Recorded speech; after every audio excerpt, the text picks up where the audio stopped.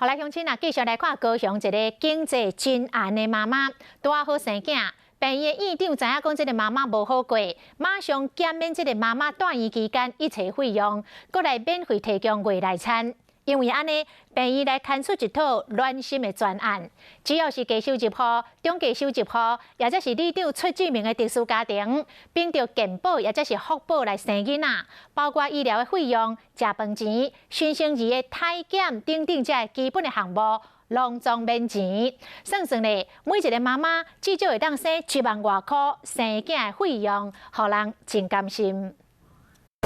好了，帮您冲汤点哦。香葛顺的药头汤，青的菜色粿子，饭食完搁啉一碗莲子模拟汤，加营养的未来餐，住院时间拢免费，请一位陈妈妈吃。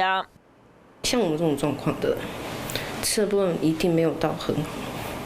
吃的可能没有像说什么可能便当干嘛那些的，可是可以顾到说，你3餐他可以帮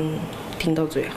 陈妈妈拄生完第2胎是自然产，不过伊伫咧生囡仔之前，真烦恼钱无够用，无法度互囡仔有好的照顾。因为他选择了你，你一定会有该有的负担，对你会很大。对我来说，这样你这样施日下去，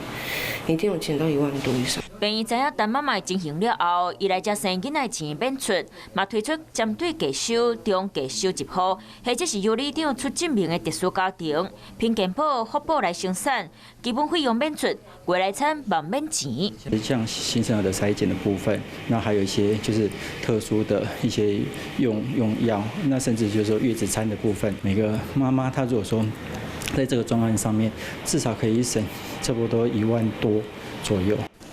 高雄市社会局是提供低收入户有薪的人，符合配数的资格妈妈申请营养补助，来减轻妈妈的负担。